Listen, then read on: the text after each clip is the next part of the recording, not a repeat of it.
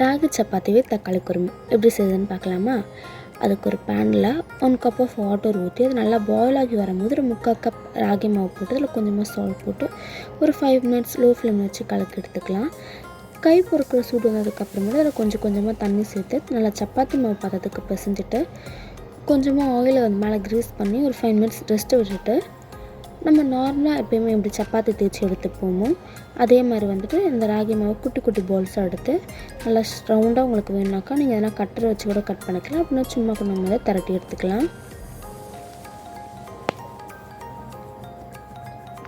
இந்த தோசைக்கல் நல்லா சூடானதுக்கு அப்புறமேட்டு நம்ம அந்த சப்பாத்தி மாவு போட்டு நல்லா 2 பக்கமும் திருப்பி விட்டு வெந்ததுக்கு அப்புறமேட்டு நம்மளுக்கு ஆயில் வேணுன்னா ஆயில் ஊற்றிக்கலாம், இல்லை நம்ம அப்படியே கூட வந்து சுட்டு எடுத்துக்கலாம்.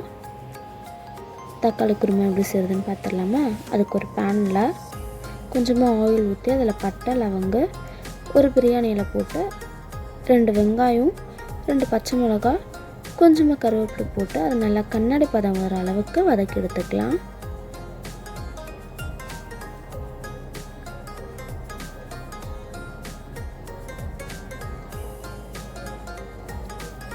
அது நல்லா வதங்கினதுக்கப்புறம் ஒரு ஸ்பூன் இஞ்சி பூண்டு பேஸ்ட்டு போட்டு நல்லா அந்த பச்சை வாசனை போகிற வரைக்கும் நம்ம வதக்கிக்கலாம்.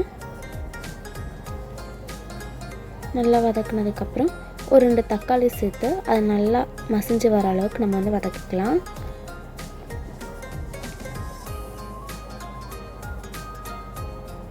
அதுக்கப்புறம் ஒரு 2 தக்காளி நம்ம வந்து அதில் வந்து அரைச்சி சேர்த்துக்கலாம்.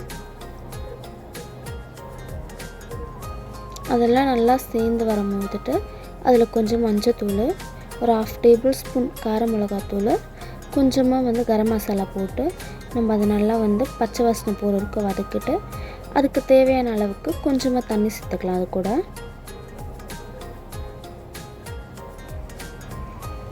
இப்போ எல்லாம் நல்லா ஒன்றா சேர்ந்து எண்ணெய் பிரிஞ்சு வரும்போது அதில் கொஞ்சமாக தேங்காய் அரைச்சி அதில் சேர்த்துட்டு கொத்தமல்லி கருவேப்பிலை போட்டு இறக்கணுன்னாக்கா நம்ம தக்காளி குருமா ரெடி.